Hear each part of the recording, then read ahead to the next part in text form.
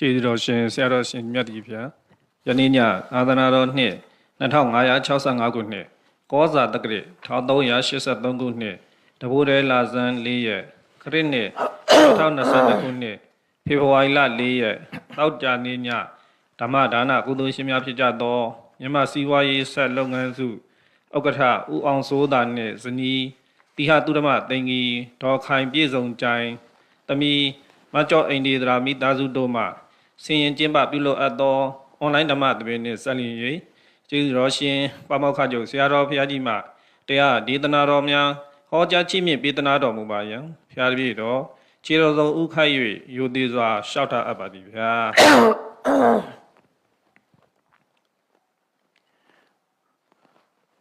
အာသနာတော်နှစ်2565နှစ်ကောဇာတက္ကရာ1383ခုနှစ်တဝရလာဇန်4ရက်2022ခုနှစ်ဖေဖော်ဝါရီလ4ရက်တောက်ကြနေ့၌အွန်လိုင်းမှာဟောကြားအပ်သောအမြဲဒေါသကိုထိန်းချုပ်ခြင်းအကြောင်းတရားဒေသနာတော်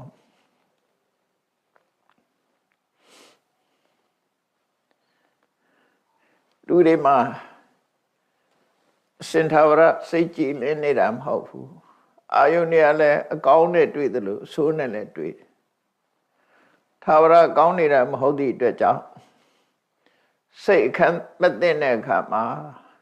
ဒေါသဆိုတာထွက်လာတတ်ကြတယ်အဲ့ဒီထွက်လာတဲ့ဒေါသကိုမထိန်ချုပ်နိုင်ဘူးဆိုလို့ရှိရင်အယုတ်ဆိုးအချီးတန်မဖြစ်တဲ့နာတွေဖြစ်သွားနိုင်တယ်ပေါ့လူတွေမှာလောဘဆိုတဲ့တရားရှိတယ်လို့ဒေါသဆိုတာလည်းရှိတယ်အကုသိုလ်တရားတွေက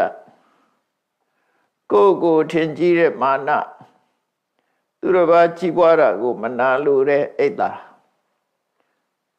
ကိုယ်သာအခွင့်အရေးရခြင်းနဲ့မစ္စရိယဒီတရားတွေကလူတွေရဲ့ရင်ထဲမှာလွှမ်းမိုးပြီးတော့နေတတ်တယ်ပေါ့အမြဲတမ်းလွှမ်းမိုးနေတာမဟုတ်ပေမဲ့လို့အကြောင်းတိုက်ဆိုင်လာတဲ့အခါဖြစ်တတ်ကြတယ်ပေါ့လူတိုင်းဟာသာဝရပြုံးရှင်းနေတာမဟုတ်တယ်လို့လူတိုင်းဟာလည်းအမြဲတမ်းစိတ်တူပြီးဒေါသထွက်နေကြတာမဟုတ်ပါဘူးသို့တော့ဒေါသထွက်เสียအကြောင်းရှိလို့ဒေါသထွက်လာပြီဆိုရင်ထိန်းချုပ်နိုင်မှုလိုအပ်တယ်ပေါ့လောဘဖြစ်လာလို့ရှိရင်လည်းထိန်းချုပ်ဖို့လိုအပ်တယ်ဒေါသဖြစ်လာရင်လည်းထိန်းချုပ်ဖို့လိုအပ်တယ်သူတော်ဘာကြီးပွားတာကိုမနာလိုတဲ့အိတ်သာစိတ်တွေဖြစ်လာလို့ရှိရင်လည်းထိန်းချုပ်ဖို့လိုအပ်တယ်မိမိကိုယ်ကိုတကူစောကောင်းဆန်တဲ့စိတ်ဓာတ်တွေဝင်လာလို့ရှိရင်လည်းထိန်းချုပ်ဖို့လိုအပ်တယ်ဘာဖြစ်လို့တော့ဆိုတော့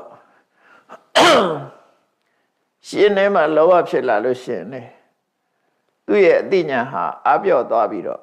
မလုံးတဲ့နာတွေမပြောတဲ့နာတွေပြောမလုံးတဲ့နာတွေလောက်တာဖြစ်တတ်တယ်ရှင်ထဲမှာဒေါသလွှမ်းမိုးလာလို့ရှိရင်လေစဉ်းစားဉာဏ်ပျောက်ကွယ်သွားပြီးတော့မပြောတဲ့နာတွေပြောမိတယ်မလုံးတဲ့နာတွေလုံးမိတယ်မမရွေးနေကိုဖြစ်စေတတ်တယ်အဲ့ဒီလောဘဒေါသမောဟဆိုတဲ့ကိလေသာတရားဆိုးတွေကိုယ်ရင်ထဲမှာလွှမ်းမိုးမိနေပြီဆိုလို့ရှိရင်အသိဉာဏ်ပျောက်ကွယ်သွားပြီမပြောတဲ့စကားတွေပြောမိတယ်မလုပ်တဲ့အလုပ်တွေကိုလုပ်မိတယ်အဲ့လိုလုပ်မိသည့်အတွက်ကြောင့်ဖြစ်ပေါ်လာတဲ့အကျိုးဆက်တွေကဓမ္မဆိုးရွားသွားနိုင်တယ်ဒါကြောင့်မို့မကောင်းတဲ့စိတ်ဓာတ်မျိုးဝင်လာတဲ့အခါမှာထိန်းချုပ်ဖို့ကြိုးစားကြရမှာဖြစ်တယ်။လောဘကိုလည်းထိန်းချုပ်ရမှာပဲ။ဒေါသကိုလည်းထိန်းချုပ်ရမှာပဲ။မာနကိုလည်းထိန်းချုပ်ရမှာပဲ။အိတ်သာဆိုတဲ့ jealousy ကိုလည်းထိန်းချုပ်ရမှာပဲ။ကိုယ်သာကောင်းစားခြင်းနဲ့မစ္စရိယဆိုတာကိုလည်းထိန်းချုပ်ရမှာပဲဖြစ်တယ်။မထိန်းချုပ်လို့ရှိရင်အကြီးအကျယ်ပြဿနာဖြစ်ပြီးကိုယ်အတွက်လည်းဆိုးချိုးသူတို့အတွက်လည်းဆိုးချိုးဆိုတာမျိုးဖြစ်ပေါ်လာတတ်တယ်ပေါ့ဒါကြောင့်မို့ အမြဲဒေါသကိုထိန်းချုပ်ခြင်းဆိုတာဘယ်ပုံပဲနည်း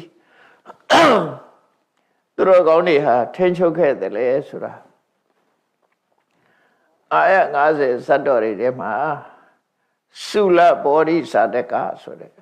သုလဘောဓိဇတ်စပောင်း958တဲ့မယ်443ခုမြောက်သုလဘောဓိဇတ်ဟာအမြဲဒေါသကိုပဲပုံထိန်ချုပ်ရမယ်ဆိုတာလက်တွေ့ကျင့်သုံးလိုက်နာဖို့သင်္ကန်းစာပေးတဲ့ဇာလမ်းပဲဖြစ်တယ်သင်္ကန်းစာပေးတာဟာတကယ်ဘဝတစ်ခုမှာကြုံတွေ့လာတဲ့တကယ်ဖြစ်ပျက်ကိုရည်ညွှန်းပြီးတော့သင်္ကန်းစာပေးတယ်လူတိုင်းဟာအမျက်ဒေါသကိုမထိန်ချုပ်နိုင်တာမဟုတ်ဘူးထိန်ချုပ်နိုင်တဲ့ပုဂ္ဂိုလ်တွေရှိတယ်အဲ့ဒီထိန်ချုပ်နိုင်တဲ့သူတော်ကောင်းတွေဟာဘယ်လိုတွေးတောဆင်ခြင်သုံးသပ်ပြီးတော့အမျက်ဒေါသကိုထိန်ချုပ်တယ်လဲဆိုတာကိုမြတ်စွာဘုရားကဟောပြောတာဖြစ်တယ်။ဘာကြောင့်ဒီဇာလံကိုဟောပြောတာတော့ဆိုတော့မြတ်စွာဘုရားစေတော်ကျောင်းမှာနေတဲ့အခါမှာ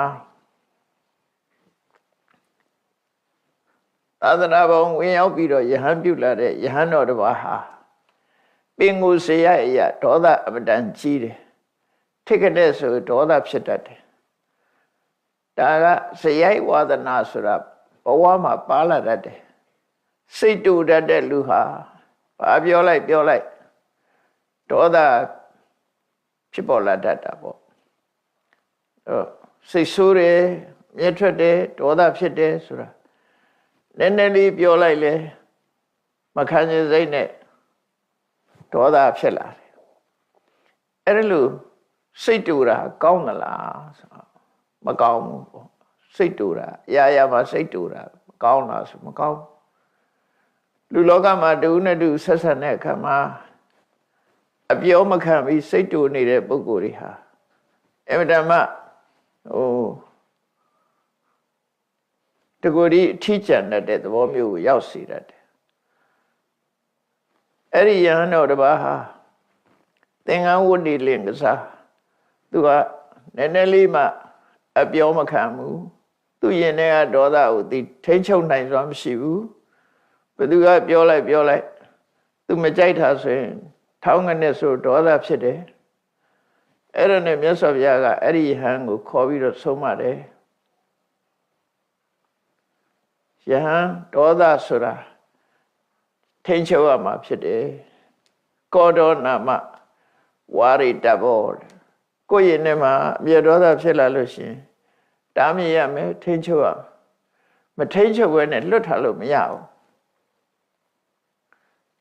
ကောင်းတာနဲ့မကောင်းတာနှစ်ခုရှိတဲ့အထက်ပဲမကောင်းတဲ့စိတ်နေသဘောထားတွေရင်ထဲဖြစ်လာလို့ရှိရင်ထိရမှာပဲလူတွေကကိုယ့်ကိုထိမှုမကြိုးစားကြဘူးအများဖြင့်သူများကိုထိမှုပဲကြိုးစားကြတယ်လူတယောက်တို့ထိမ့်သိမ်းဆောက်ရှောက်နိုင်တော့လည်းပဲကိုယ့်ရင်ထဲကအကုသိုလ်တရားတွေဖြစ်လာတာကြတော့ထိမ့်သိမ်းနိုင်စွာမရှိကြဘူးမတားမြစ်နိုင်စွာမရှိကြဘူးတားမြစ်ဖို့လည်းမကြိုးစားကြဘူးအများအဖြစ်အဲ့တော့အရေးကြီးတာသူများထိန်းချုပ်ဖို့တဲ့ကိုယ့်ရင်ထဲမှာဖြစ်နေတဲ့ဒေါသကိုထိန်းချုပ်နိုင်ရမယ်အိတ်သားဆိုတဲ့ jealousy ကိုလည်းထိန်းချုပ်ရမယ်မာနတွေလည်းထိန်းချုပ်ရမယ်လောဘလည်းထိန်းချုပ်ရမယ်မစ္စရိယဆိုတဲ့ကိုကြိုးစားတဲ့စိတ်ကိုလည်းထိန်းချုပ်ရမယ်အဲ့တော့ဒီယဟန်ဟာသူ့ရဲ့အကျင့်စရိုက်ကထိတ်ကနေရှိစိတ်တူတတ်တယ်အများနဲ့နေတဲ့အခါမှာဒီအပြောမခံလို့ဒေါသအလျောက်တုံ့ပြန်လာတယ်ဆိုလို့ရှိရင်ပြဿနာတွေကြီးကျယ်ဖြစ်နိုင်တယ်ပေါ့ဒါကြောင့်မို့လူတိုင်းဟာဒေါသကိုထိန်းချုပ်ပြီးတော့တိကံစိတ်ကိုမွေးမြူချရမှာဖြစ်တယ်ဝိုင်းပြီးတော့မိတ်ဆွေတွေကတိခံမှုတိုက်တွန်းကြတယ်အဲ့တော့တချို့ကလည်းပဲမခံနဲ့မဟုတ်မခံဆိုတာကိုပဲခုံရှိတယ်လို့ထင်ပြီးတော့ မီးလောင်ရလေပင့်ဆိုတာလို့မြောက်ပင့်ပေးတတ်တဲ့ပုဂ္ဂိုလ်မျိုးတွေကလည်းလောကမှာအများကြီးရှိတယ်အဲ့တော့ကိုယ့်ရင်ထဲမှာဖြစ်တဲ့ဒေါသရဲ့အပြစ်ကိုသေသေးချာချာစိတ်စိတ်ကြည့်ပြီးရင်တော့ထိန်းချုပ်နိုင်တဲ့စွမ်းရည်တတ်တရှိတယ်ဘယ်ဟာပဲဖြစ်ဖြစ်ကောင်းခြင်းမကောင်းခြင်းဆိုတာနှစ်ခုရှိတယ်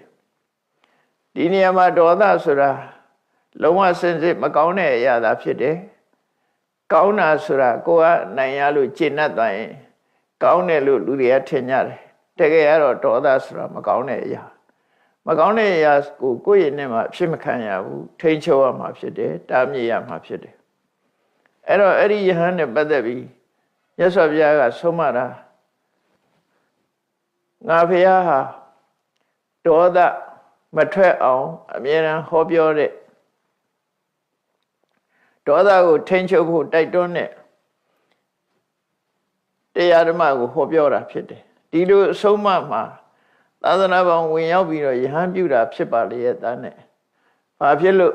ကိုယ်ဒေါသကိုကိုမထိန်းနိုင်ရမှာလဲဘုန်းကြီးဝတ်တယ်ဆိုတာကိုယ့်ရဲ့လောဘဒေါသမောဟကိလေသာတွေကိုထိန်းသိမ်းမှုဘုန်းကြီးဝတ်တာပဲဖြစ်တယ်လောကလူတွေဆိုတော့လေကိုယ့်ရင်ထဲကမကောင်းတဲ့စိတ်တွေကိုထိန်းချုပ်နိုင်ရမယ်ထိန်းချုပ်နိုင်မှသူတော်ကောင်းဆိုတာဖြစ်တယ်ရှေးတုန်းကပညာရှိတွေဟာသူတို့ရဲ့ဒေါသကိုထိန်းချုပ်နိုင်စွမ်းရှိခဲ့ကြတယ်ဆိုတာကိုမြတ်စွာဘုရားကသင်္ကန်းစာပေးတဲ့အနေနဲ့ဒီသုလဘောဓိစက်ကိုဟောတာဖြစ်တယ်ဘုရားရဲ့ရှေးဘဝအတိတ်ဘဝသာဓကဆိုတာသာတံဘူတံကာယတိတိသာဓကံလို့ဆိုတဲ့အတိုင်းတကယ်ဖြစ်ပျက်ခဲ့တဲ့ရှေးကတကယ်ကြုံခဲ့ရတဲ့အဖြစ်ပြက်တစ်ခုကိုသင်္ကန်းစာပေးတဲ့အနေနဲ့ဟောပြောတဲ့ဒေသနာကိုသာဓကဒေသနာလို့ခေါ်တယ်အဲ့ဒါကိုပဲမြန်မာတွေကသာဓကကိုကြည့်ပြီးဇတ်လို့နာမည်ပေးကြတာအဲ့ဒီစကားလုံးကိုပဲပြတ်ဇတ်တို့အကဇတ်တို့ဆိုတဲ့စကားလုံးတွေထွန်းလာကြတယ်ပေါ့နော်အငိမ့်တို့ပြတ်ဇတ်တို့ဆိုတဲ့ဇလန်းတို့ဆိုတာတွေကတကယ်တော့ဘုရားဟောတဲ့ဇာတကဆိုတာတကယ်အဖြစ်ပြက်စိတ်ကူးကြံစည်ထားတဲ့အရာမဟုတ်ပဲနဲ့တကယ်အဖြစ်ပြက်ကိုမြတ်စွာဘုရားဟောတာအဲ့တော့တကယ်အဖြစ်ပြက်ဆိုတာလောကကြီးမှာဆန်းကျဲတယ်စိတ်ကူးရင်လှုပ်တဲ့ဟာတွေကလည်းပြားသောအဖြစ်တကယ်အဖြစ်ပြက်ကိုအခြေခံပြီးတော့တွေးတောကြံစည်ပြီးရေးသားကြတာဖြစ်တယ်ပေါ့ဖြစ်ပြက်ဆိုတာရှိခဲ့တယ်ဒါကြောင့်မြတ်စွာဘုရားကဒေါသကိုထိန်းချုပ်ခဲ့တဲ့ရှေးသူတော်ကောင်းတွေရဲ့စံနမူနာကိုထိုယဟန်သဘောပေါက်လောက်အောင်စိတ်ဝင်စားအောင်ဟောပြောတာဖြစ်တယ်ဘဝတစ်ခုမှာဒီ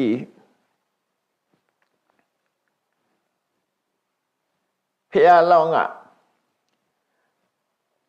ကာတိတိကုန်းမှာချမ်းသာကြွယ်ဝတဲ့ပြမနာတစ်မျိုးရဲ့သားပြမနာတူရဲ့သားလာဖြစ်တယ်နော်သူဟာပြမနာတစ်မျိုးတူရဲ့သားလာဖြစ်တဲ့အခါမှာသူပဲဘွားကလာတာတော့ဆိုအဲ့ဒီဘွားမရောက်ခင်ကသူကပြမဖြစ်ခဲ့တယ်သူတော်ကောင်းတရားကျင့်ကြံကြုတ်ကိုအထုတ်လို့စံပိညင်တွေရပြီးပြမပြေမှပြမဖြစ်တယ်ပြမဆိုတာကဒေါသအမတနဲတဲ့ပုဂ္ဂိုလ်မျိုးတွေပေါ့ပြမဝိဟာရဆိုတဲ့မေတ္တာကရုဏာမုဒိတာဥပေက္ခနဲ့နေတဲ့ပုဂ္ဂိုလ်တွေအမတမအေးချမ်းတဲ့ဘဝစိတ်တူတယ်ဆိုတာသူတို့မှမရှိဘူးနော်ဒေါသထွက်တယ်ဆိုတာမရှိဘူးအမြဲတမ်းမေတ္တာစိတ်ကရုဏာစိတ်မုဒိတာဥပေက္ခဆိုတဲ့ပြမစိုးတရားတွေနဲ့နေကြလို့ဘဝမှာအလွန်ငြိမ်းချမ်းတဲ့ဘဝကနေပြီးတော့လူဘဝရောက်လာတာအဲ့တော့လူဘဝရောက်လာတော့နာမည်ပေးတဲ့အခါမှာဘောဓိကုမာရဆိုတဲ့နာမည်ကိုပေးတယ်သူတို့မျိုးရိုးကနေပေးတဲ့နာမည်လည်းဖြစ်နိုင်တယ်ပေါ့ဘုရားလောင်းကအဲ့ဒီဘဝမှာဘောဓိကုမာရဆိုတဲ့နာမည်နဲ့ပုံနာမျိုးနွယ်ထဲမှာလူလာဖြစ်တယ်လူဘဝရောက်တဲ့ဆိုတာထုံးစံတိုင်းပဲ ဒီကနေ့ခေတ်လူဘဝရောက်လာတဲ့ပုဂ္ဂိုလ်လဲဘာလို့တော့အရွယ်ရောက်ရင်ကြောင်းနေရတယ်ပညာသင်ကြရတယ်ဒါဖြေတော့ကလည်းဒီတိုင်းပဲနော်သူလည်းပဲ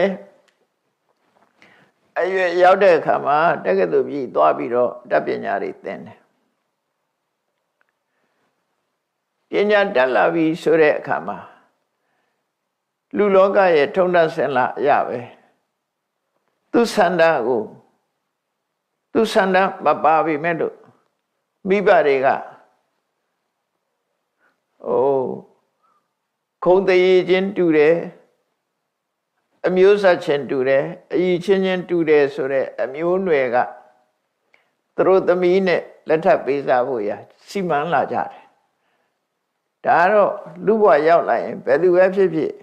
ဒီလုပ်ငန်းတွေကခဏခေတ်လည်းဒီတိုင်းပဲလုပ်တာနော်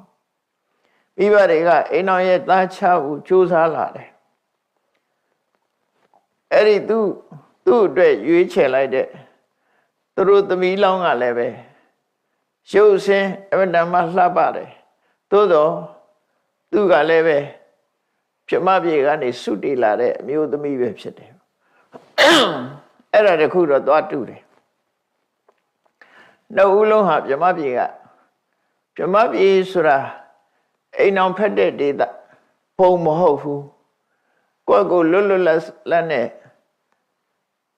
အမျိုးသားမျိုးသမီးခွဲခြားမှုမရှိတဲ့ဘဝမျိုးပဲသူကအဲ့တော့စိတ်ဝင်စားဘူးကာမဂုဏ်အာယုန်နေမျိုးသားမျိုးသမီးစိတ်ဝင်စားတဲ့နေရမဟုတ်ဘူးသို့တော့လူလောကရောက်လာတဲ့အခါကျတော့သူတို့ရဲ့ဆန္ဒမပါပဲမိဘဆိုတာအတင်းစီမံတတ်ကြတယ်ပေါ့ခဏခေတ်လည်းဒါမျိုးတွေရှိတာပဲသူတို့ဆန္ဒမရှိလင်ကသာမိဘတွေကအတင်းစီမံကြတယ်အတင်းစီမံလို့ပြဿနာဖြစ်သွားတာလည်းရှိတယ်သို့တော့သူတို့နှစ်ဦးကတော့အစရတဲ့ကစိတ်ဓာတ်အေးချမ်းကြတဲ့ပုဂ္ဂိုလ်တွေဆိုမိဘတွေကအတင်းစီမံပြီးတော့အာဝါဟဝိဝါဟဆိုတဲ့မင်္ဂလာပွဲကိုကျင်းပလိုက်ကြတယ်နှစ်ယောက်စလုံးမှာကိလေသာစိတ်ဆိုတာမရှိကြဘူးကာမဂုဏ်အာယုန်ခံစားလို့တဲ့စိတ်မရှိဘူးဘာဖြစ်လို့လဲဆိုတော့ဗြဟ္မပြည်ကလာတဲ့ပုဂ္ဂိုလ်တွေဟာဗြဟ္မပြည်မှာနေတယ်လို့ပဲလူဘဝမှာလည်းစိတ်ဝင်စားဟုတ်ပဲဟိုတုန်းကအနေကြာလာတဲ့အခါအဲ့တိုင်းပဲနေတယ်ဗြဟ္မတွေနေတဲ့အနေထားမျိုးနေကြတာဖြစ်တယ်ပေါ့ဒါကြောင့်မို့လို့သူတို့ဟာဒီဘဝမှာတဦးနဲ့တဦးတန်ရုံးစဉ်ဖြစ်မှုဆိုတာလုံးဝမရှိဘူးမိတ်ဆွေသဘောလောက်ပဲစိတ်ကထားကြတယ်တဏှာရာဂနဲ့ကြည့်တဲ့စိတ်သူတို့မှမရှိဘူးမျက်စိအကြည့်ကစပြီးတော့စင်ကြယ်တဲ့တန်ရှင်းတဲ့အဲ့လိုနဲ့ပြမနာနဲ့ပြမနာ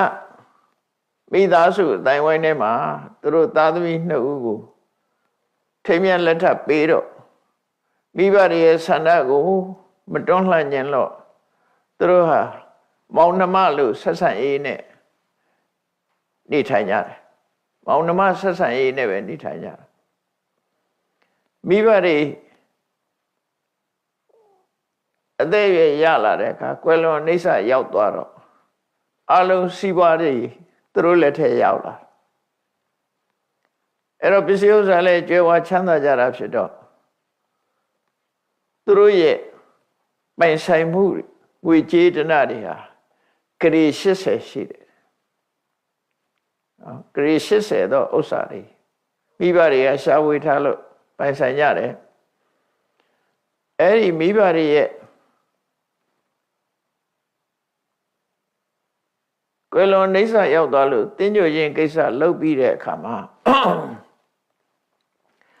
ဘောဓိကုမာရက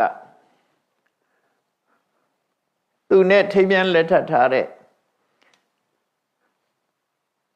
ဖြစ်မနီးမြို့သမီးကို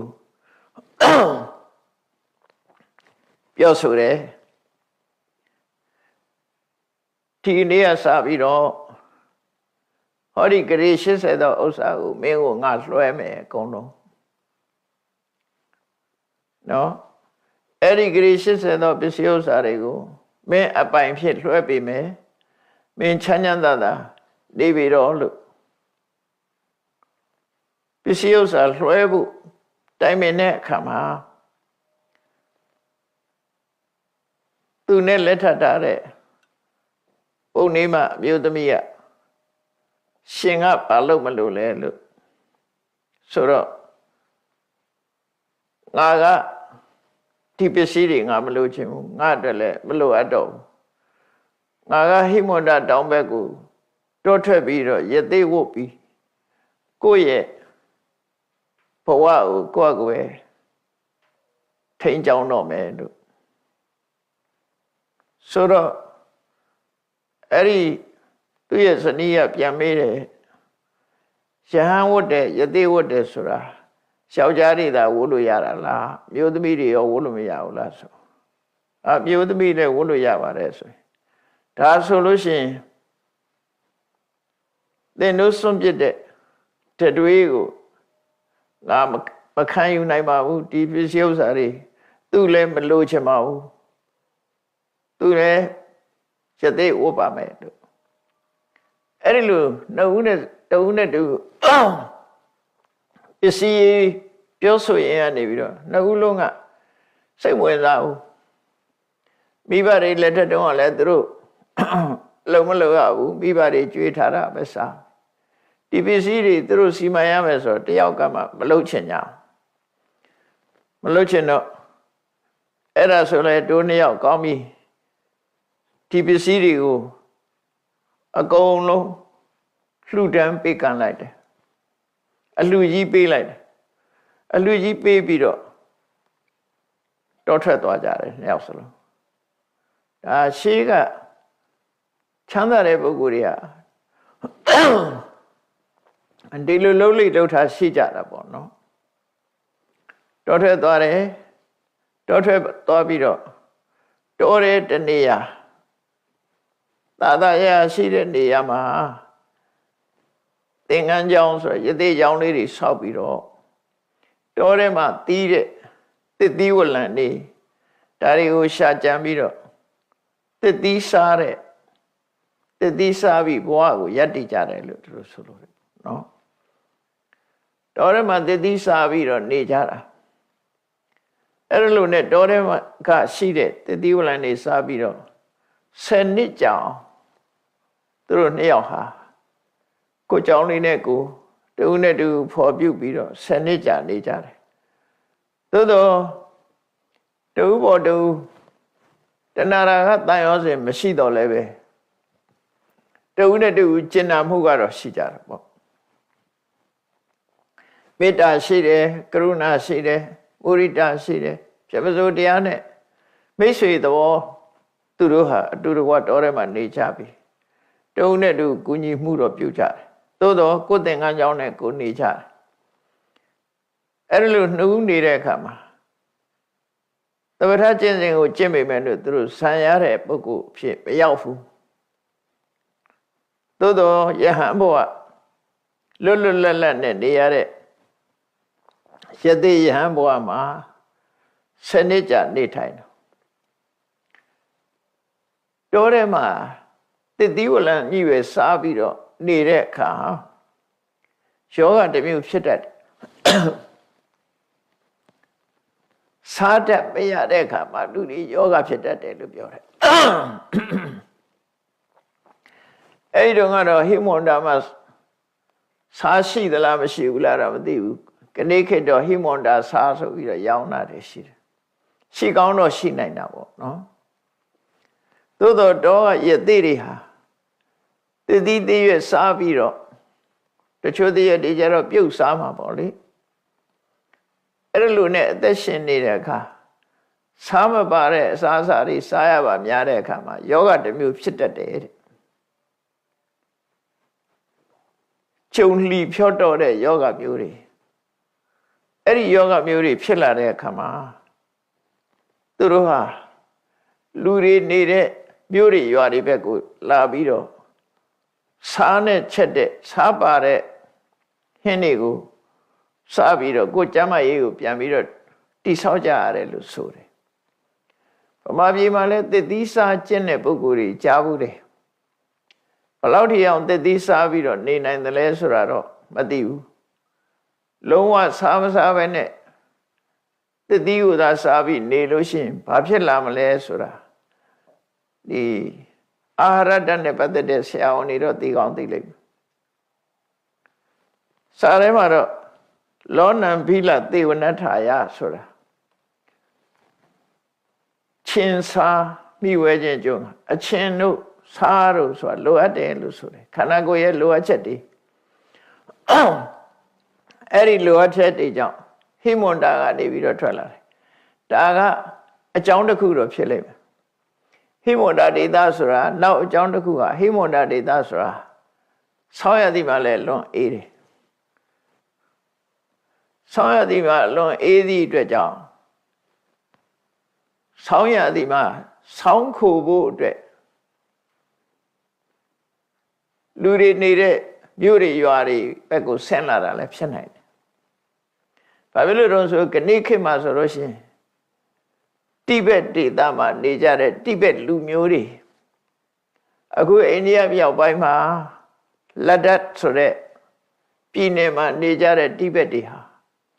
ဆောင်းရသည်ဆိုလို့ရှိရင်ဗာရာဏသီမြို့ဘက်ကိုဆင်းလာကြတယ်။ဆောင်းရသည်ဆိုရင်ဗုဒ္ဓဂယာတို့ဗာရာဏသီတို့လာပြီးတော့တိဘက်တွေဟာအဲ့ဒီမှာလာနေကြတယ်။ဆောင်းကျွတ်တော့တစ်ခါပြန်တက်သွားကြတယ်သူတို့။ဟိမဝန္တာမှာဆောင်းရသည်ကအလွန်အေးတာ။အလွန်အေးတော့ဆောင်းခိုဖို့အတွက်လာတာလည်းဖြစ်နိုင်တယ်ပေါ့နော်။ဒါဘို့ယသိတွေဟာဆောင်းရသည်ရောက်လို့ရှိရင်အောက်အနိဗ္ဗာန်ကိုဆင်းလာကြပြီးတော့မြို့တွေရွာတွေမှာလှည့်လည်ပြီးတော့နေထိုင်ကြတယ်အဲ့ဒါလို့နေရင်ကဒီယသိနှစ်ဦးဟာလည်းပဲခရီးစဉ်အတိုင်းနောက်ဆုံးပဲထိရောက်လာတော့ဆိုပါရဏသီထိအောင်ရောက်လာကြတယ်ပါရဏသီမြို့က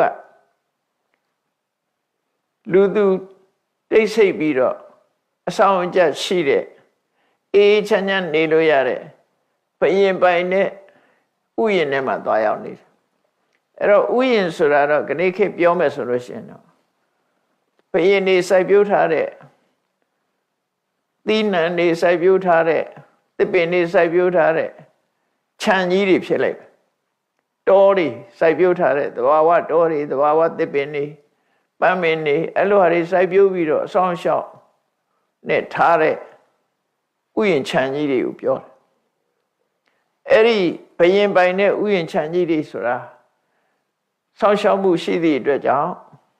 နေရထိုင်ရအဆင်ပြေတယ်ပေါ့အဲ့ဒါကြောင့်မို့မင်းပိုင်တဲ့ဥယျာဉ်တွေကိုရောက်လာပြီးတော့ဆောင်းရသည်မှာဆောင်းခိုတဲ့အနေနဲ့အဲ့ဒီမှာနေကြတယ်တဲ့အဲ့တော့ဒီနေ့ကျတော့ဘယင်ကဘယင်ရဲ့ဥယျာဉ်မှုလုပ်တဲ့လူကဥယျာဉ်ထဲမှာထွက်တဲ့သစ်သီးဝလံပန်းမှန်တွေကိုဘယင်ထံလက်ဆောင်ပေးဖို့ယူသွားရင်ဘယင်ကြီးစီသွားခါစားတဲ့အခါမှာဥယျာဉ်မှုကိုဘယင်ကပြောလိုက်တယ်ငါတို့ဥယျာဉ်သားကိုဥယျာဉ်ကိုပျော်ပွဲစားထွက်ကြမယ်ဥယျာဏခိလိတံကိလေသာမဆိုနန်းတော်ထဲမှာဒီတိုင်းပဲနေရတာလူဆိုတာအဆောက်အဦကြီးထဲမှာအကြာကြီးနေရရင်ညီးငွေ့လာတယ်ပေါ့ဒါကြောင့်မို့တောထဲမှာထွက်မယ်ဥယျာဉ်ဆိုတဲ့တောထဲမှာငှက်တွေရှိတယ်တိရစ္ဆာန်တွေရှိတယ်သဘာဝတောတောင်တွေဖန်တီးထားတာတွေရှိတယ်အလှဆင်ထားတဲ့ဥယျာဉ်မဟုတ်ဘူးဒါတွေကဥယျာဉ်ဆိုလို့ရှိရင်တော့ပြုပြင်ပြီးတော့အလှဆင်ထားတာမဟုတ်ဘဲနဲ့ခြံကြီးတွေလို့ပြောခြင်းပြောလို့ရနော်တောအုပ်ကြီးတွေပေါ့ဘယင်းတွေစောင်းရှောက်ထားတဲ့တောအုပ်ကြီးတွေသဘာဝတောအုပ်ကြီးတွေအဲ့တောအုပ်မှာငှက်တွေလည်းရှိကြတယ်သားသမီးတွေလည်းရှိကြတယ်ရှည်အိုင်တွေလည်းရှိတယ်ပန်းမျိုးစုံတွေလည်းရှိတယ်အဲ့ဒီဥယျာဉ်ဘက်ကိုဘယင်းကြီးကထွက်လာဥယျာဉ်ပျော်ပွဲသွားထက်မယ်လို့သူ့ကိုမှားလိုက်တော့ဥယျာဉ်ဘက်ကိုရောက်လာ အဲ့ဒီမှာဘယင်လာတော့မယ်ဆိုရင် तू ကဥယျာဉ်ထဲမှာတန်ရှင်းလို့ရတယ်လုံခြုံရေးတွေစီမံရတယ်ဘယင်သွားမဲ့နေရာတွေအကုန်လုံးဥယျာဉ်မှုဆိုတာတကယ်ကတော့အဲ့ဒီဥယျာဉ်လုံခြုံရေးဆွမ်းရှောက်ရတဲ့ပုဂ္ဂိုလ်တွေပေါ့သူကတော့ခေါင်းဆောင်ပေါ့အဲ့ဒီဥယျာဉ်မှုဆိုတဲ့ပုဂ္ဂိုလ်ကဘယင်လာလို့ရှိရင်အဆင်ပြေဖို့အတွက်အလုံးပြင်ဆင်ထားတယ်အနေကဲမှုအတွက်အလုံးပြင်ဆင်ထားတော့ဘယင်ကြီးကအဲ့ဒီဥယျာဉ်ကို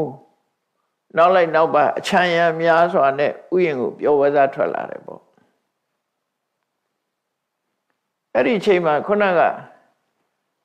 ယသိနှစ်ဦးဘောဓိကုမာရယသိနဲ့လူဘွားကဇနီးဖြစ်တဲ့ယသိမတို့ဟာဥယျာဉ်ထဲမှာသူတို့လဲအေးချမ်းချမ်းတဲကြောင်လေးတွေနဲ့ဆောက်လုပ်ပြီးတော့နေထိုင်ကြတယ်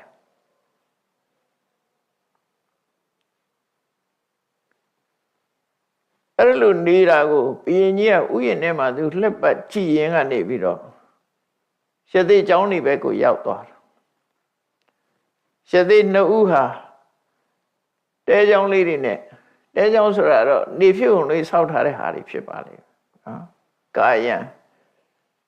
အိန္ဒိယမှာဆိုတော့တဲပုတ်ကလေးတွေနဲ့နေတဲ့လူတွေအများကြီးရှိတယ်သူတို့လည်းနေဖြစ်ုံအမိုးကာလေးနဲ့ဆောက်ထားတာလေတန်တန်ပြတ်ပြတ်နဲ့လဲကျင်းပြီးတော့သစ်ပင်နီးမှာတဲလေးနှလုံးနဲ့နေထိုင်တဲ့ယသိတွေကိုဘုရင်ကြီးကဥယျာဉ်နဲ့လှက်ပတ်ရင်ကြည့်တော့အကြည့်တော့ဒီဥယျာဉ်ထဲမှာနေတဲ့ယသိမလေးကအသက်အရွယ်ကလည်းဒီလောက်အကြီးအရွယ်ရှိသေးတယ်ပေါ့နော်အရွယ်ရှိသေးတယ်ပင်ကိုယ်ကလည်းပဲ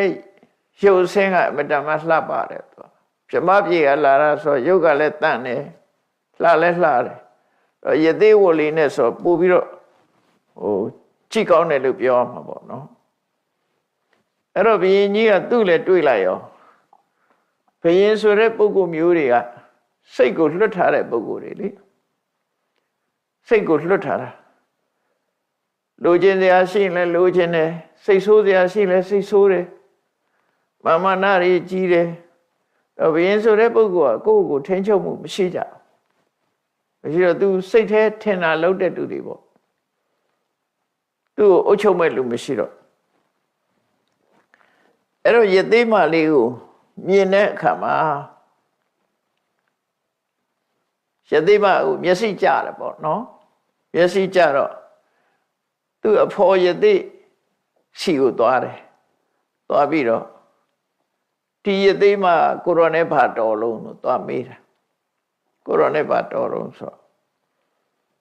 အဲ့တော့ဘုရားလောင်းယသိကပြောပြတယ်အခုဘာမှမတော်ပါဘူးတဲ့သူနဲ့ဘာမှမတော်ပါဘူးဒါပေမဲ့သူတို့တူတူယသိဝတ်လာခဲ့ကြတာပါတဲ့တရားကျင့်မော်ကျင့်ဘက်ပါတဲ့ဒါပေမဲ့လို့တော့လူဘဝတုန်းကတော့သူ့ရဲ့ဇနီးပါလို့ပြောတယ်ဒါအမှန်တိုင်းဖွင့်ပြောတာပေါ့နော်အဲ့လိုပြောတဲ့အခါမှာဘုရင်ကြီးကဘာမှမတော်ဘူးဆိုတာလေးပဲသူက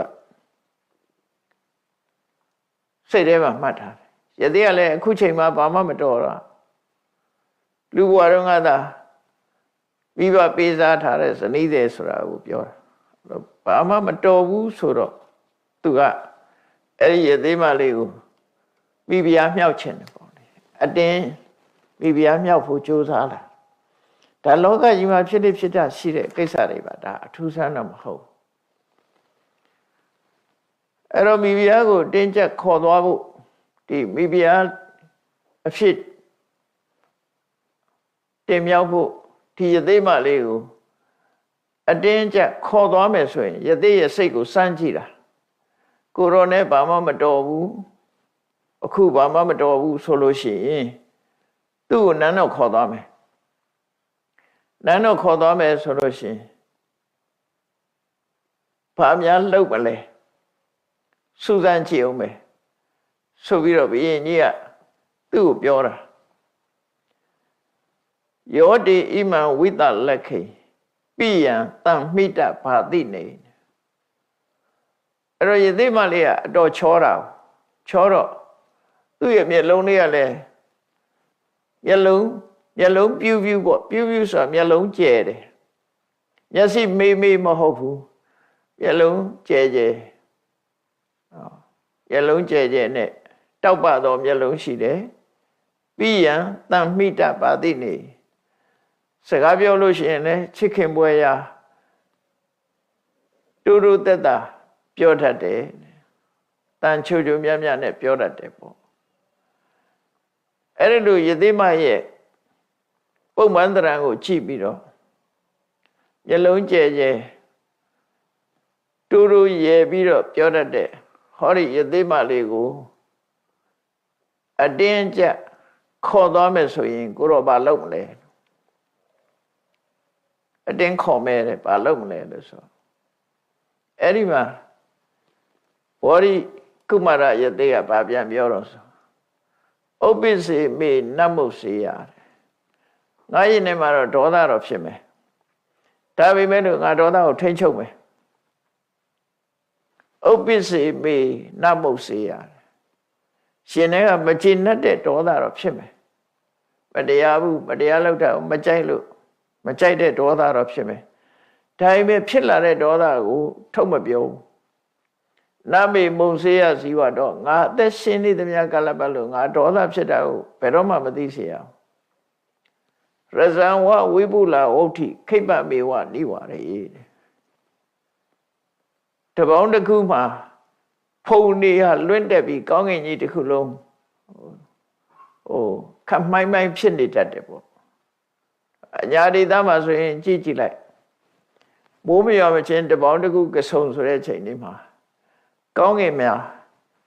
မြူပုံတွေဆိုင်းနေတတ်တယ်ပေါ့အဲ့ဒီမှာမိုးကြီးရွာချလိုက်လို့ရှိရင်အဲ့ဒီမြူတွေကပျောက်သွားတယ်ကောင်းကင်ကြီးကကြည်သွားတယ်အဲ့ဒါလိုပဲတဲ့သူ့ရင်ထဲမှာဖြစ်လာတဲ့ဒေါသကိုသူထိန်းချုပ်ပြီးတော့ဖယ်ရှားပြစ်မှာပါလို့ရှင်တွေကဒေါသဖြစ်လာမဲ့ဆိုရင်ဘယ်တော့မှအပြင်ကိုမထွက်စေရဘူးနော်ငါအသက်ရှင်သမျှကာလပတ်လုံးငါဒေါသအပြင်ကိုမထွက်စေရဘူးရင်ထဲမှာဒေါသမဖြစ်ဘူးလို့တော့မပြောဘူးသူဖြစ်မယ်အေးမိုးကြီးရွာချလိုက်တဲ့အခါမှာလွင့်နေတဲ့မြူမုံတွေပျောက်ကွယ်သွားသလိုပဲငါရင်ထဲမှာဖြစ်လာတဲ့ဒေါသဟာမိုးရွာချလိုက်သလိုပျောက်ကွယ်သွားမှာပဲဖြစ်တယ်လို့ယသိကအဲ့လိုပြောပြီးတော့သူကရဲရဲဝံ့အဲ့လိုဘယင်ကိုပြန်ပြီးတော့ပြောလိုက်တဲ့အခါမှာဒီလိုယသိကပြောတာကိုဘယင်ကြီးကနားလဲဖို့တော့ကောင်းတယ်ပေါ့သို့တော့နားမလဲဘူးသူ့ရင်ထဲကဒီယသိမအပေါ်မှာဆွဲလန်းနေတဲ့စိတ်ကြောင့်မို့လို့သူ့စိတ်ကိုသူမတားမြင်နိုင်တဲ့အခါအမတ်တယောက်ကိုမိတ်ပေးလိုက်တယ်ဒီယသိမကိုနန်းတော့ခေါ်သွားလိုက်ဆိုပြီးတော့အတင်းဆွဲခေါ်ခိုင်းနော်အဲ့တော့ယသိမလေးအတင်းဆွဲပြီးတော့ခေါ်သွားကြတယ်နန်းတော့ခေါ်သွားတယ်အဲ့တော့ယသိမအဓမ္မောလောကေဝတ္တတိအာယုတ္တသူဘာပြောတော့ဆိုအေးလောကကြီးမှာမတရားမှုတွေတော့ဖြစ်နေပြီမလုံးတဲ့အလုပ်တွေလုပ်နေကြပြီလို့ဆိုပြီးအော်ဟဲ့ငိုကြွေးတယ်သူကနော်ငိုရုံပဲသူငိုနိုင်တယ်ပေါ့မတရားဘူးဆိုတာတော့ပဲပြောပြီးတော့အဲ့ဒါလို့မင်းမှုရန်တွေကနန်းတော်ထီအောင်သူ့ကိုခေါ်သွားကြတယ်ဖះလောင်းကတော့အဲ့ဒီအချိန်မှာသူကဘောဓိကုမာရယသိကတော့ခေါ်သွားတဲ့အခါမှာတစ်ချက်ပဲလှမ်းကြည့်လိုက်ပြီးနောက်ထပ်ငုံပြီးတော့သူသင်္ကန်းပဲသူချုပ်နေတယ်ယသိဝတ်စုံကိုချုပ်နေတယ်အဲ့နဲ့ချုပ်ရတယ်ပေါ့သူတို့နောက်ထပ်မကြည့်တော့သူတို့ခေါ်သွားတာကိုသူကဘာမှဝင်မပြောဘူးဒီတိုင်းပဲနေလိုက်တယ်ဘုရင်ကလည်းပဲအဲ့ဒီနန်းတော်ကိုအတင်းကျပ်ခေါ်ခိုင်းသွားပြီးတော့အခန်းထဲမှာလှောင်ထားလိုက်တယ်လှောင်ထားပြီးတော့ အမျိုးမျိုးဖြာရောင်သေးဆောင်တယ်ပေါ့မိဖုရားမြောက်မဲ့အကြောင်းတွေပြောတဲ့အခါမှာယသိမလုံးဝလက်မခံဘူးလုံးဝလက်မခံဘူးယသိမရဲ့စိတ်ပြောင်းလဲအောင်သူမတတ်နိုင်မတတ်နိုင်တော့ယသိဒီအခန်းတစ်ခန်းထဲမှာလှောင်ပိတ်ထားပြီးတော့ဘုရင်ကြီးကငါဆွဲခေါ်လာတဲ့အခါဟိုကြံရတဲ့ယသိကဘယ်လိုနေသလဲဆိုတာကိုသူသိချင်တယ်အတင်းကျပ်ခေါ်လာတော့ဟိုယသိကဘယ်လိုများနေမလဲယသိဆိုတာသူတို့ခေတ်ကကြောက်ရတာလည်းရှိတယ်ပေါ့ယသိတွေကိုပြစ်မှားလို့တိုင်းပြည်ပြတ်သွားတာတွေရှိတယ်ယသိတွေရဲ့မန္တန်စွမ်းကိုနဲ့ဒုက္ခရောက်သွားကြတာတွေရှိတယ်သူတို့မှလည်းဇလန်းတွေအများကြီးရှိတယ်ပေါ့အခုလည်းသူယသိကိုတင်းကျပ်ခေါ်သွားတာဖြစ်တော့ဟိုယသိကများမန္တန်ဆုပ်ပြီးတော့သူသိအောင်များလုပ်မလားလို့တန်တရားဖြစ်လာတယ်ဒါကြောင့်မို့ငါသွားကြည့်မယ်ဆိုပြီးအချမ်းရနဲနဲနဲ့ဥယျာဉ်ကိုပြန်သွားတယ်ပြန်သွားတော့ဘောဓိကုမာရမင်းသားယသိကသူ့ဝိုးကိုသူချုပ်ပြီးတော့နေတယ်တယောက်တည်းပဲတိတ်တိတ်ဆိတ်ဆိတ်ချုပ်ပြီးတော့နေတယ်ဘုရင်ကြီးကလည်းအချမ်းရနဲနဲနဲ့လူနဲနဲနဲ့သွားတာ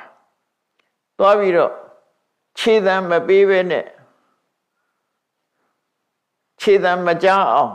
ဖြည်းဖြည်းလေးချင်းကပ်သွားပြီးအဲ့လိုအနိနာရောက်သွားတော့မှပဲဘောဓိကုမာရယသိကဘုရင်ကြီးကိုလုံးဝမချီဘူးသူသင်္ကန်းမဲ့သူချုပ်တယ်အနာနာရောက်လာတဲ့ယသိဟိုတဲ့ဘုရင်ကိုလုံးဝမချီဘူးမကြည့်တဲ့အခါကျတော့ဘုရင်ကငါ့ကိုစိတ်ဆိုးလို့ငါနဲ့စကားများပြောတာဖြစ်လိမ့်မယ်ငါ့ကိုမကြည့်တာဖြစ်လိမ့်မယ်ဆိုပြီးတော့သူပြောတော့ကတော့ရှင်ထဲမှာဒေါသဖြစ်ရင်ဒေါသဖြစ်ခွင့်မပေးဘူးချက်ချင်းရှင်ထဲကနေပြီးတော့ထိန်းချုပ်ပြစ်မယ်လို့ငါ့ကိုသူပြောခဲ့တယ်အဲ့ဒါကြွားပြောတာဖြစ်နိုင်တယ်ပေါ့သူတကယ်ပဲသူဒေါသကိုသူထိန်းချုပ်နိုင်သလားဆိုတာဘုရင်ကြီးကမေးတယ်သူ့ကိုယသိကိုတိုက်ရိုက်မေးတော့ယံနုပုပ္ပိဝိကတ်ထိတ်တော်ပလံမိဝအပတိတော်ကိုရောကရခင်တော်ကဒေါသကိုလုံးဝထိန်းချုပ်မယ်လို့ကိုရောပြောခဲ့တယ်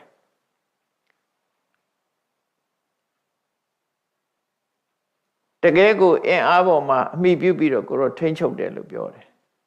အခုကျတော့ကိုရောတိတ်တိတ်လေးနေပြီးတော့သင်္ကန်းချုပ်နေတယ်ကိုယ်စိတ်ကိုမထိန်းနိုင်လို့ဒီလိုလုံနေတာလားလို့ဘုရင်ကြီးကပြောတဲ့အခါမှာဘောဓိကုမာရယသိကဒီဘုရင်ကငါ့ကိုဒေါသကြောင့်သူနဲ့စကားမပြောဘူးလို့ထင်နေတယ်ငါအခုသူ့ကိုရှင်းပြမယ်ငါဟာအမျက်ဒေါသရဲ့အလိုကိုဘယ်တော့မှမလိုက်လျောဘူးဖြစ်ပေါ်လာတဲ့အမျက်ဒေါသကိုငါဟာထိန်းချုပ်နိုင်တယ်ဆိုတာကိုငါပွင့်ပွင့်လင်းလင်းသူ့ကိုပြောပြမယ်ဆိုပြီးဥပ္ပစ္စည်းမေနမုတ်စိတ်ထားရှင်မင်းကြီးကျွန်ုပ်ရဲ့နဲ့မှာအမျက်ဒေါသမဖြစ်တာမဟုတ်ဘူးဖြစ်တယ်ဒါပေမဲ့လို့ကျွန်ုပ်လုံးဝထိန်းချုပ်တာနမေမုတ်စိတ်ဓာစီဝတော့အသက်ရှင်ရဲ့ဒီဒေါသအပြင်ထွက်လာမှာမဟုတ်ဘူးရဇံဝဝိပုလာဝဋ္ဌိခိပ္ပမေဝနိဝရေလွင့်ပြန်နေတဲ့မြူမုံတွေကိုမိုးရွာချလိုက်တဲ့အခါချက်ချင်းကြီးမြူမုံတွေပျောက်ကွယ်သွားသလိုငါရင်ထဲမှာဖြစ်လာတဲ့ဒေါသတွေကိုငါချက်ချင်းကြီးနှိပ်ကွက်ထိန်းချုပ်လိုက်လို့ငါရင်ထဲမှာဒေါသမဖြစ်တော့ဘူးလို့ပြောတဲ့အခါမှာဘုရင်ကြီးကအခုလိုပြောတာသိပဲလေသူဟာမန္တန်ရွတ်ပြီးတော့မြငါ့ကိုလှည့်စားမလို့လားလို့စိတ်ထဲကမဟုတ်တာလုပ်တဲ့လူကကြမ်းကြမ်းဖန်ဖန်ကြောက်တာပဲလေဒါကိုကမဟုတ်တာလုပ်တာကိုမဟုတ်တာလုပ်တော့ငါများချိန်ဆတာလားနော်သူကရဇံဝဝိပုလဝဋ္ဌိခိပ္ပမေဝနိဝရေ မြူမုံကြီးကိုမိုးကြီးရွာချလိုက်ပြီးထိန်းချုပ်လိုက်တယ်လို့ငါထိန်းချုပ်လိုက်တယ်လို့ဆိုတာငါမြန်ကျိန်ဆဲရလားလို့စိတ်ထဲကအဲ့လိုထင်တော့ယသိကိုပွင့်ပွင့်လင်းလင်းမေးတယ်ကိန်းတေဥပ္ပစီနောမုတ်စီကိုရောရင်ထဲမှာဘာဖြစ်ပြီးတော့ဘာကိုမဖွင့်ပြတာလဲမထုတ်လွှင့်တာလဲကိန်းတေနမုတ်စီဇီဝတော့အသက်ရှင်နေရဲ့အပြင်ကိုမလှုပ်ဘူးဆိုတာဘာကိုပြောတာလဲရဇံဝဝိပုလဝုဋ္ဌိကတမန္တနိဝရယေမိုးကြီးရွာချပြီးတော့မြူမုံတွေကိုထိန်းချုပ်တယ်မိုးကြီးနဲ့ထိန်းချုပ်တယ်ဆိုတာကိုရောဘာကိုထိန်းချုပ်တာတုံးလို့ကိုရောဘာဖြစ်ပြီးတော့အပြင်ကိုမထွက်အောင်လုပ်တာလဲအသက်ရှင်နေမြမလွတ်ဘူးဆိုတာဘာလဲမိုးရွာချလို့ပျောက်ကွယ်သွားအောင်ဖယ်ရှားလိုက်တယ်ဆိုတာဘာကိုပြောတာလဲလို့ဒီမေးခွန်းကိုဘုရင်ကနေမေးတော့ဒီရင်ထဲမှာဖြစ်ပေါ်လာတဲ့အမြင့်ဒေါသရဲ့အပြစ်တွေရင်ထဲမှာကိုယ်ရင်ထဲမှာဖြစ်လာပြီဆိုရင်ဘယ်လိုအပြစ်တွေရှိတယ်အဲ့ဒီရင်ထဲကဒေါသတွေကိုဘယ်လိုတားဆီးတယ်ဆိုတာကိုအမြဲဒေါသကိုထိမ့်ချုပ်တဲ့ဤစနစ်ကိုသူ့ရင်ထဲမှာဖြစ်နေတဲ့ဒေါသဘယ်လိုထိမ့်ချုပ်တယ်ဆိုတာကိုဘုရင်ကြီးနားလဲအောင်အဲ့ဒီဘောဓိကုမာရယသိကတရားဟောတယ်အဲ့ကြတာရှင်းပြတယ်ပေါ့ယမိစာတေနပတတိရှင်ထဲမှာဒေါသဖြစ်လာပြီဆိုရင်အကောင်းဆုံးအကြောင်းကျိုးလုံးဝမမြင်တော့လူတယောက်ဒေါသဖြစ်လာလို့ရှိရင်အကျိုးအကြောင်းလုံးဝမသိတော့တာအကောင်းဆုံးလုံးဝမသိတော့ဒေါသဖြစ်လာလို့ရှိရင်အမေလည်းပြန်ပြောခြင်းပြောမယ်အဖေလည်းပြန်ပြောခြင်းပြောမယ်နော်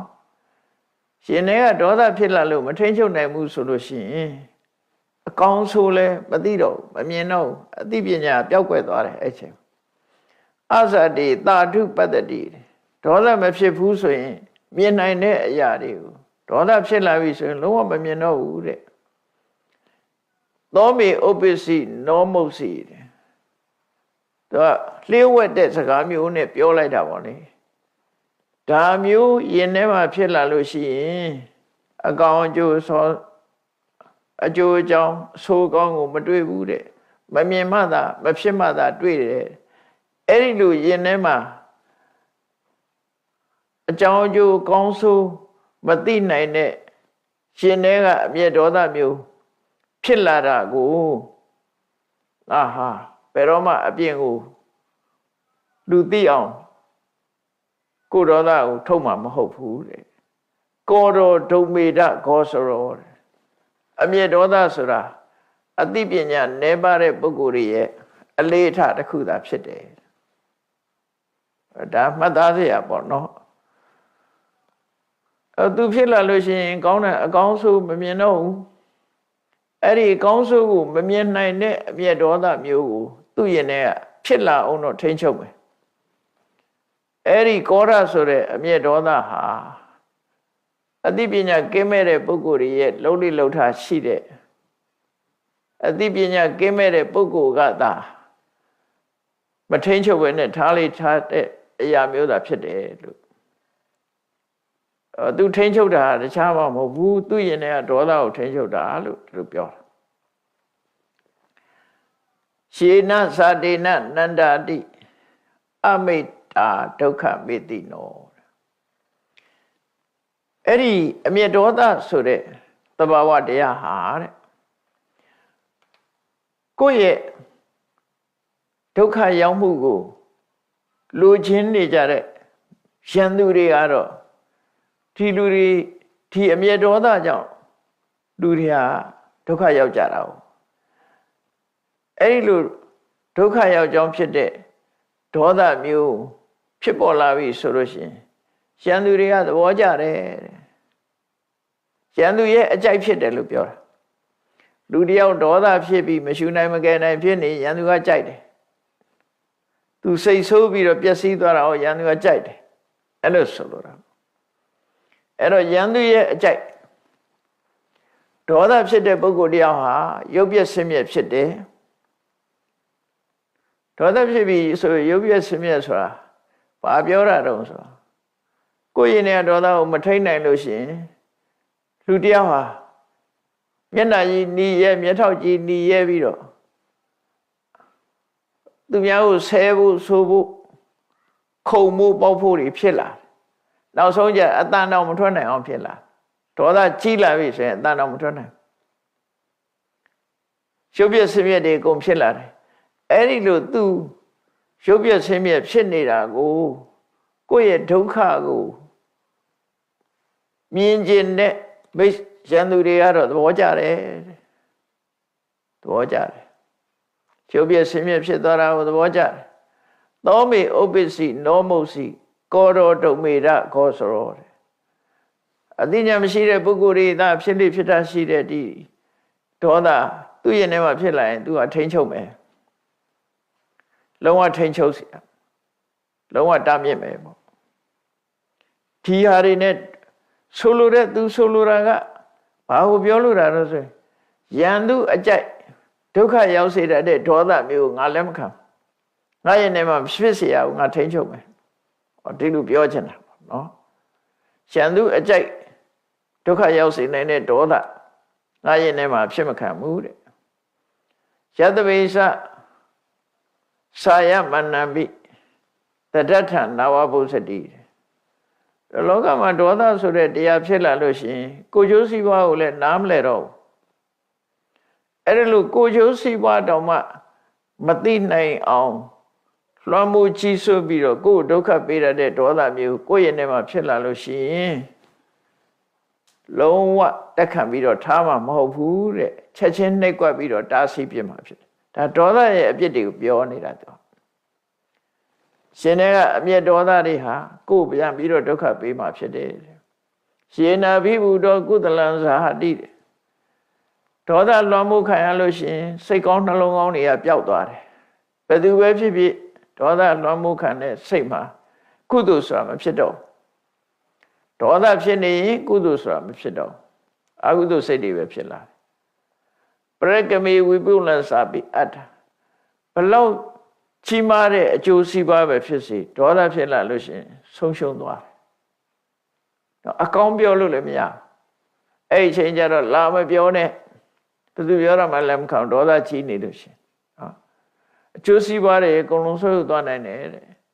သဘိမတေနောဘလဝါပမတ္တိကြောက်เสียကောင်းတော့အောင်ဒီဒေါသတစ်ခုဖြစ်လာလို့ရှိရင်ဖြစ်ပေါ်လာတဲ့အစွဲပွားတွေကကြောက်เสียကောင်းတော့တဲ့အနေထားစစ်တီဘိုးပွားတွေလို့ဖြစ်လာတယ်ဘာတွေတုံးဆိုရင်ဒေါသဖြစ်လာလို့ရှိရင်မပြောသင့်တဲ့စကားတွေလည်းပြောမယ်မပြောရဲတဲ့စကားဆိုတာလည်းမရှိဘူးမလုပ်ရဲတာဆိုတာလည်းမရှိဘူးအကုန်လုံးပြောရဲတယ်အကုန်လုံးလုပ်ရဲတယ်နော်အရှက်ဆိုတာလည်းလုံးဝမရှိတော့အဲ့လိုဆိုလို့အဲ့ဒါကိုပြောတာဘိမတေနောဘလဝပမတ္တိသူကအင်အားကောင်းလာတဲ့အခါမှာလူစိတ်ကိုလွှမ်းမိုးထားပြီးတော့ဘာမှမပြောရဲတာမရှိဘူးမလုပ်ရဲတာမရှိဘူးဆိုဖြစ်လာတယ်ဒေါသရဲ့သဘောတရားကနော်ကောရောမဟာရာဇနမေအပုစထအဲ့ဒီယင်တဲ့ဒေါသကိုဘယ်တော့မှအပြင်ကိုထုတ်ပြမှာမဟုတ်ဘူးလို့ဆိုလို့သူယင်ထဲမှာပဲငြိမ်းအောင်လုပ်မယ်အပြင်ကိုထွက်စေမှာမဟုတ်ဘူးလွတ်ပေးမှာမဟုတ်ဘူးလို့ပြောကိုဒေါသကိုအပြင်ထွက်လွတ်ပေးလို့ရှိရင်လူသိသွားတယ်လေနော်စိတ်ဆိုးတာလူသိသွားအပြင်ထုတ်ပြရင်စိတ်ဆိုးတာလူသိတယ်အဲ့ဒီလူသိတောင်မခံဘူးလို့ဆိုလို့ဒေါသဆိုတာသူကအဆင့်ဆင့်တက်လာပထမဆုံးဒေါသဖြစ်လာပြီဆိုရင်မျက်နှာကြောတင်းသွားတယ်မျက်နှာကြောတင်းသွားတယ်ဒါပထမအဲ့ဒီအချိန်လေးမှာမထိန်နိုင်လို့ရှိရင်ပါးစပ်ကလှုပ်လို့ဖြစ်လာမထိန်နိုင်ဘူးဆိုရင်ဆဲဖို့ပြင်လာကျန်တဲ့စကားပြောဖို့ဖြစ်လာတယ်အဲ့ဒီမှာမထိန်လိုက်ဘူးဆိုလို့ရှိရင်ရှိုက်ဖို့နှက်ဖို့ဖြစ်လာတယ်အဲ့ဒါကိုမထိန်နိုင်ဘူးဆိုရင်လက်နဲ့ကင်မဲ့အဆင့်ရောက်လာနောက်ဆုံးသူများမလုပ်ရဘူးဆိုရင်ကိုယ့်ကိုယ်တတ်သေးတယ်ဒေါသကအဆင့်လိုက်ပေါက်ကွဲလာတယ်ဆိုတဲ့သဘောတရားကိုပြောနော်အဆင့်လိုက်ပေါက်ကွဲလာတယ်ပထမအဲ့ဒီ မျက်နှာကြောတင်းသွားတာကနေစလိုက်တာမထိန်ဘူးဆိုလို့ရှိရင်အဲ့ဒေါသဟာဆဲရည်ချင်းကနေပြီးစတင်ကြမ်းတမ်းလာပြီးတော့လက်ပါလာတယ်ဒုတ်ပါလာတယ်လက်နဲ့တွေပါလာတယ်အဲ့လိုဖြစ်လာတယ်အဲ့ဒါကိုဆိုလိုတယ်ကောဒောမဟာရာဇနမေအမုစ္စတာအဲ့လိုအပြစ်ကြီးလာတဲ့ဒေါသတရားကိုသူကထိန်ချုပ်မယ်ဘယ်တော့မှအပြင်ကိုမထွက်စေရဘူးဆိုပြီးတော့ဒီအမျက်ဒေါသရဲ့အပြစ်ကိုရှင်းရှင်းလေးပြောတာကထသမိမထမနတမိပါဝကောနာမသာယတိရှေးတုန်းကမီးကဘယ်ကနေရလဲလို့ဆိုတော့တစ်သားနှစ်ချောင်းကိုပွက်ရတယ်မာဘေးဆိုတဲ့တစ်သားနှစ်ချောင်းခြောက်နေတဲ့တစ်သားနှစ်ချောင်းကိုနာနာဖိပွတ်တဲ့အခါပူးလာတယ်ပူးလာပြီးတော့မီးတောက်လာတယ်နော်တစ်သားနှစ်ချောင်းတောမီးလောင်နေဆိုတာအဲ့တစ်ပင်တွေကတစ်ပင်နဲ့တစ်ပင်လေတိုက်တဲ့အခါပွတ်တာပွတ်တဲ့အခါမှာအဲ့ဒီပူးလာပြီးတော့မီးလောက်တာဘယ်သူမှသွားရှို့တာမဟုတ်ဘူးဟုတ်တောနဲ့ကြည့်နေတယ်မှာတောမီးလောင်နေဆိုတာကဘာမှာအခုလူတွေသိနေကြတာပဲအမှန်တမ်းထိန်ချုပ်ရခက်တယ်နော်လူပြေမှာဒီမျိုးရဲရွာတဲ့မီးလောင်တဲ့အခါကျတော့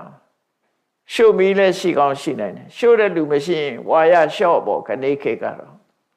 ဘာလို့မီးလောင်တာလဲဝါရလျှော့ဖြစ်လို့ပဲနော်ဝါရလျှော့ဖြစ်ရင်လည်းဝါရကိုလောင်သွားမှာပဲတစ်သားနှစ်ချောင်းပုတ်လို့မီးဖြစ်လာလို့ရှိရင်လည်းအဲ့ဒီပုတ်လို့မီးထွက်လာလို့ရှိရင်အဲ့ဒီမီးကအဲ့တစ်သားနှစ်ချောင်းကိုပြန်လောင်ပြစ်တာပဲရှေးခေတ်ကမီးရဖို့အတွက်အခုလိုရမ်းနေပါလိမ့်မရှိသည့်အတွက်ကြောင့်တစ်သားနှစ်ချောင်းကိုပွက်ရတယ်တောထဲမှာတဘာဝသစ်ပင်တွေကတစ်ခုနဲ့တစ်ခုအကိုင်းတွေရှက်ပြီးတော့နေတယ်လေအတိုက်တဲ့အခါမှာလူပွတ်နေတယ်လို့ပဲတစ်ကိုင်းနှစ်ခုကကပ်ပြီးတော့ကြီးနဲ့ပွတ်နေတဲ့အခါတခုတ်ပင်ကမီးတကြီးဆိုတာခဏနေတော့မီးတောက်ပြီးတော်လုံးလောင်သွားတာပဲအဲ့ဒါလိုပဲလူတွေရဲ့ရင်ထဲမှာဖြစ်လာတဲ့ဒေါသတရားဟာတဲ့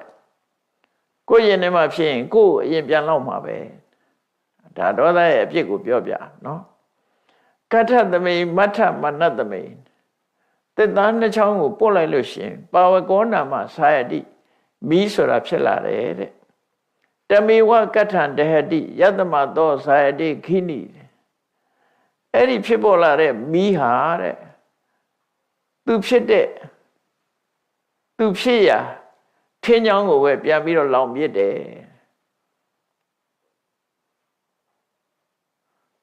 ကိုဖြစ်စည်းတာတွေကြတော့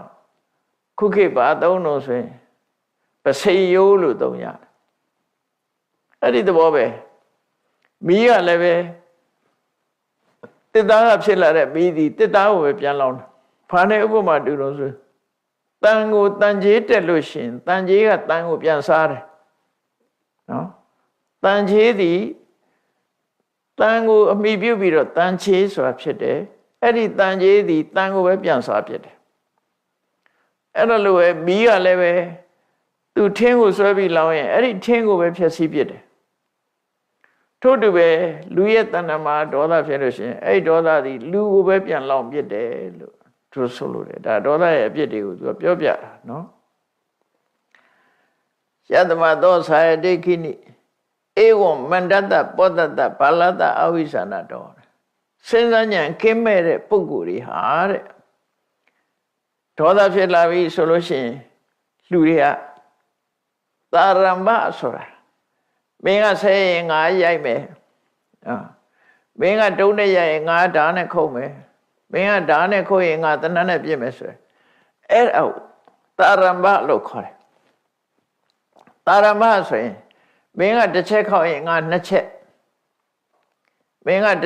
တခွန်းပြောရင်ငါ10ခွန်းပြောမယ်ဆိုတယ်အဲ့ဒီလိုပို့ပြီးတော့လှုပ်လာတာကိုသာရမ္မလို့ခေါ်တယ်ဘာမှလို့ပြန်တဲ့အခါမှာချုပ်ချယ်ခြင်းလို့ပြန်ကြတာအမှန်ကတော့သာရမဆိုတာနှစ်ဆတဲ့ပြုလုပ်ခြင်းလို့ဆိုလို့တယ်ပေါ့နော်ဒေါသဖြစ်လာတဲ့လူကနှစ်ဆတဲ့ပြုလုပ်လာ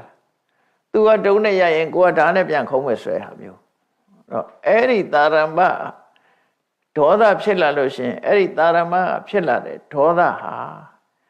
ကိုပဲပြန်ပြီးတော့လောင်နေတဲ့ဧကိဝတိနာကထသမိန်ကောရောယတပဝတ္တိ နိဟတိတတ္တယတောကာလပခေဝသန္တိမမြတ်တော်ကိုလောင်တဲ့မိဟာမြတ်တော်ကိုဖျက်ဆီးသွားတယ်ထို့တူပဲကိုယ့်ရဲ့ရင်ထဲမှာအမျက်ဒေါသဖြစ်လို့ရှိရင်အဲ့ဒီပုဂ္ဂိုလ်ဟာအမျက်ဒေါသရဲ့အစွမ်းကြောင့်သူ့ရဲ့ခုံသိက္ခာတွေဟာကျဆင်းသွားပြီးတော့လာစုပ်ပက္ခမှာလဟာအယောင်ကင်းမဲ့သွားတယ်လို့ပဲဟုတ်ပြီလာစုပ်ပက္ခဆိုတာတဖြည်းဖြည်းရော့သွားပြီးနောက်ဆုံးလကွယ်သွားတယ်လေလကွယ်သွားတယ်ဆိုတာအလင်းရောင်တွေလုံးဝပျောက်သွားပြီးတော့ဖြစ်သွားတယ်လို့ပဲလူမှာခုံသိက္ခာတွေကဒေါသထွက်ရင်ကနေပြီးအဲ့ဒေါသရဲ့အစွမ်းကြောင့်ခုံသိက္ခာတွေကလုံးဝပျောက်ကွယ်သွားတယ်သူဆိုလိုတယ်ပေါ့နော်ခုံသိက္ခာတွေပျောက်ကွယ်သွားနိုင်တယ်အနေတော်ဓုမကေတုဝကောရောယတုပတမတိလောကမှာမီးဆိုတာလောင်စာသိမ့်လိုက်ရင်မရှိတော့ငြိမ့်သွားတာပဲလောင်စာရှိနေသမျှတော့လောင်နေမှာပဲလောင်စာမရှိတော့ဘူးဆိုလို့ရှိရင်မီးဟာမလောင်တော့ဘူးအခိုးအငွေ့ဖြစ်ပြီးတော့ပျောက်သွားအဲ့ဒါကြောင့်မလို့ကိုယ့်ရင်ထဲမှာဖြစ်လာတဲ့ဒေါသဆိုတဲ့မီးကိုငြိမ့်တတ်လိုက်မယ်ဆိုလို့ရှိရင်ငြိမ့်တတ်လိုက်နိုင်တဲ့ပုဂ္ဂိုလ်ဟာလာဇန်ဘက်ခါမှာထွက်လာတဲ့လလိုပဲတနေ့တနေ့ပို့ပြီးတော့တောက်ပေါင်လာတယ်တနေ့တနေ့ပို့ပြီးတော့တောက်ပလာတယ်နော်လာပြည့်နေ့ရောက်သည့်ထဲအောင်ထိမ့်ထိမ့်လင်းတဲ့ခုံတရင်နေနဲ့ဖြစ်ပေါ်လာတယ်လို့ပဲအဲ့ဒီပုဂ္ဂိုလ်ရဲ့ခုံတရင်ဟာဒီလာဇန်ဘက်ကမှာလာဟာတနေ့ပြီးတနေ့အယောင်နေတိုးလာတယ်လို့ရဲ့ခုသူ့ရဲ့ဂုဏ်သိက္ခာတွေကတိုးလာနိုင်တယ်လို့ဒါဘောဓိကုမာရယသိကနေပြီးတော့ဘုရင်ကြီးကိုတရားဟောလိုက်တာအဲ့ဒီတရားကိုကြားနာရတဲ့အခါမှာဘုရင်ကြီးကစိတ်နှလုံးအေးချမ်းသွားပြီးတော့သူ့နောက်မှာပါတဲ့အမတ်တစ်ခုကိုအမတ်တစ်ယောက်ကိုအမိတ်ပေးလိုက်တယ်ငါတို့နန်းတော်မှာချုပ်နှောင်ထားတဲ့ရှသိမကိုပြန်ခေါ်လိုက်ခေါ်ပြီးတော့ပြန်ပြီးတော့လွတ်ပေးလိုက်တယ်ပေါ့နော်အရှင်ဘုရားရဲ့ဒေါသရှင်ရဲ့ဒေါသကိုထိန်းချုပ်တာကိုသိရသည့်အတွက်ကြောင့်အရှင်ဘုရားရောယသိမရောဒီမှာဥယျာဉ်ထဲမှာအေးချမ်းချမ်းနေပါသူတာဝန်ယူပြီးတော့အလုံးကိုဆောင်းလျှောက်ပေးပါမယ်လို့ဘုရင်ကြီးက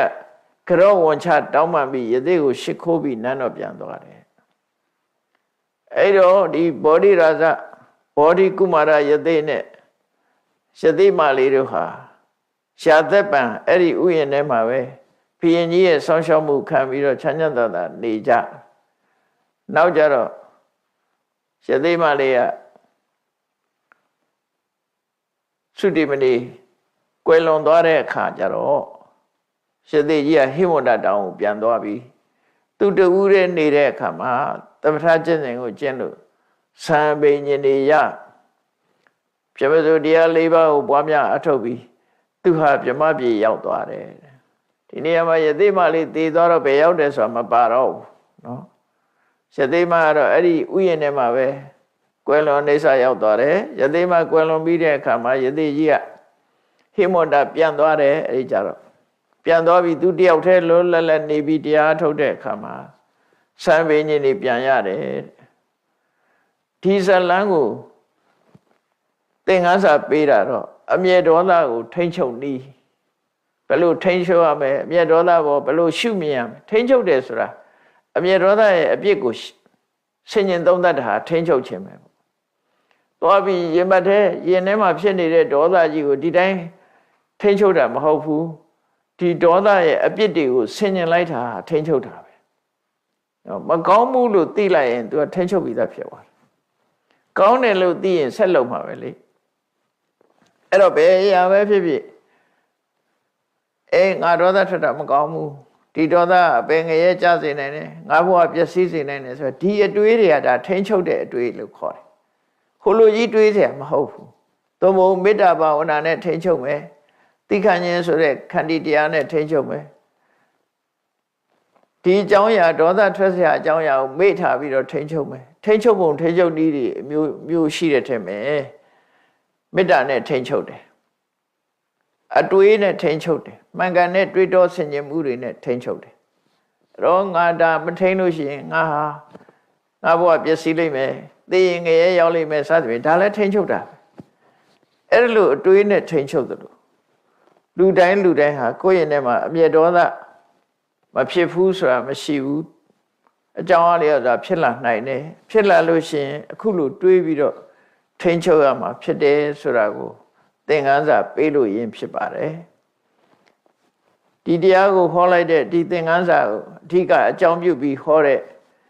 ဒေါသကြီးတတ်တဲ့ယဟန်ဟာအနာဂံအဆင့်ကိုရောက်ရှိသွားပါတယ်တဲ့အဲ့ဒီတော့ကရသိမလေးကတခြားသူမဟုတ်ဘူးတဲ့ရာဟုလမေတော်ယသောတရရဲ့ဘဝတစ်ခုသာလည်းဖြစ်တယ်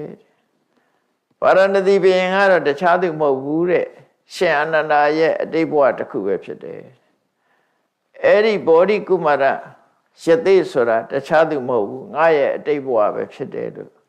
မြတ်စွာဘုရားကစက်ကိုပြန်ပေါင်းပြီးတော့ဒီဇလန်းကိုထုတ်ဖော်ဟောကြားတာဖြစ်ပါတယ်တရားချစ်ခင်သူတော်စင်ပြိဿပေါင်းတို့ဒီဇလန်းရဲ့အဓိကသင်္ကန်းစာပေးတာတော့အမျက်ဒေါသကိုဘယ်လိုထိန်းချုပ်ရမလဲဆိုတာကိုသင်္ကန်းစာပေးခြင်းဖြစ်လို့အကြောင်းတစ်ခုခုကြောင့်ကိုယ့်ရဲ့ထဲမှာဒေါသဖြစ်လာလို့ရှိရင်ဒီအချက်လက်တွေကိုမှတ်သားတွေးတောပြီးကိုယ့်ရဲ့ထဲကဒေါသကိုထိန်းချုပ်အောင်ထိန်းချုပ်နိုင်အောင်ကြိုးစားအားထုတ်ကြမှာဖြစ်တယ်လို့ကိုယ်စီသတိထား၍ကြိုးစားအားထုတ်နိုင်ကြပါစေကုန်သတည်း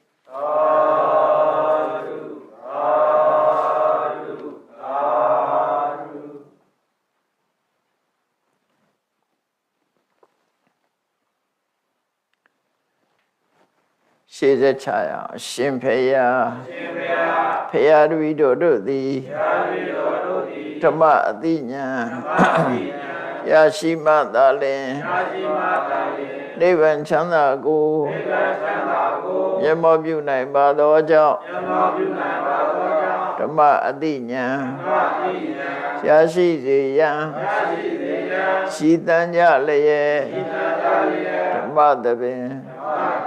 ရှင်ခြင်းပါပြုလို့ကြ၍အမတဒါနာဓမ္မဒါနာ